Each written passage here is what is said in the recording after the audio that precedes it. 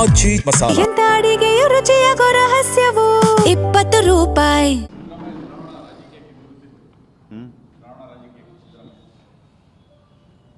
ಮಾಜಿ ಮುಖ್ಯಮಂತ್ರಿಗಳು ಸಿದ್ದರಾಮಯ್ಯನವರು ಸಕ್ರಿಯ ರಾಜಕಾರಣದಿಂದ ನಾನು ಹಿಂಸರಿತೇನೆ, ಚುನಾವಣಾ ರಾಜಕಾರಣದಿಂದ ಹಿಂಸರಿತೇನೆ ಅನ್ನುವ ಘೋಷಣೆ ಮಾಡಿದ್ದಾರೆ. ಬಹುಶಃ ನನಗನ್ನಿಸ್ತದೆ 28ರ ಚುನಾವಣೆ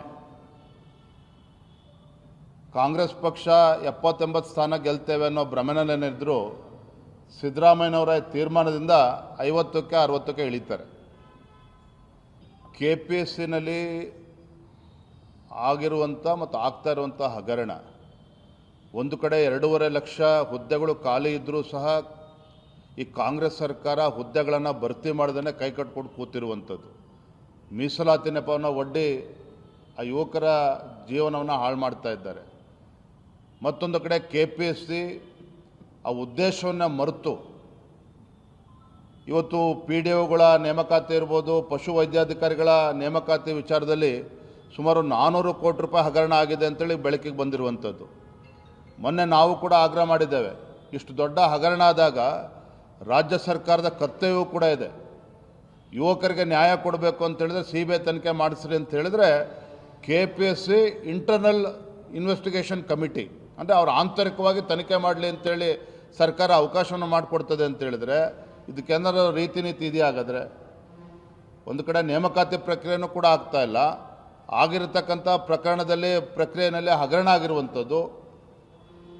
ವಿಲೇಜ್ ಅಕೌಂಟೆಂಟ್ ಆಫೀಸರ್ ಇರ್ಬೋದು, PDOಗಳು ಇರ್ಬೋದು, ಪಶು ವೈದ್ಯಾಧಿಕಾರಿಗಳ ಅಪಾಯಿಂಟ್ಮೆಂಟ್ ಇರ್ಬೋದು, ಭಾಳ ದೊಡ್ಡ ಹಗರಣ ಇದರಲ್ಲಿ ಆಗಿದೆ. ಎಲ್ಲೋ ಒಂದು ಕಡೆ ರಾಜ್ಯ ಸರ್ಕಾರ ಮೀನಾಮೇಷ ಮಾಡ್ತಾ ಇದೆ.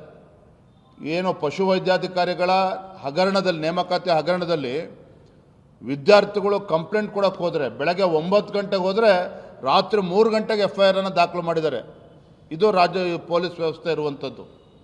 ಎಲ್ಲೋ ಒಂದು ಕಡೆ ರಾಜ್ಯ ಸರ್ಕಾರ ಇವತ್ತು ಮೀನಾಮೇಷ ನೋಡ್ತಾ ಇದೆ ಅದು ತನಿಖೆ ಮಾಡೋದರಲ್ಲಿ. Yes sir, thank you. ಮಾಡ್ತಾ ಇಲ್ಲ, ಪ್ರವಾಸ ಮಾಡ್ತಾಯಿದ್ರು. ಧನ್ಯವಾದ.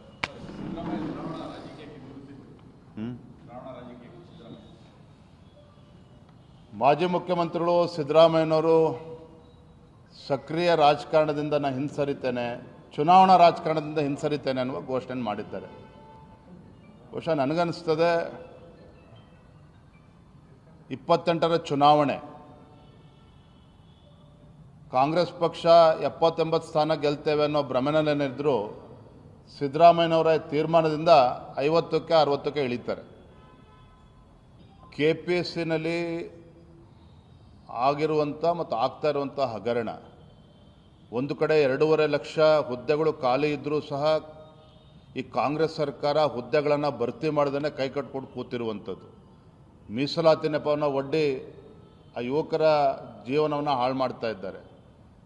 ಮತ್ತೊಂದು ಕಡೆ KPSC ಆ ಉದ್ದೇಶವನ್ನು ಮರೆತು ಇವತ್ತು PDOಗಳ ನೇಮಕಾತಿ ಇರ್ಬೋದು, ಪಶು ವೈದ್ಯಾಧಿಕಾರಿಗಳ ನೇಮಕಾತಿ ವಿಚಾರದಲ್ಲಿ ಸುಮಾರು 400 ಕೋಟಿ ರೂಪಾಯಿ ಹಗರಣ ಆಗಿದೆ ಅಂತೇಳಿ ಬೆಳಕಿಗೆ ಬಂದಿರುವಂಥದ್ದು.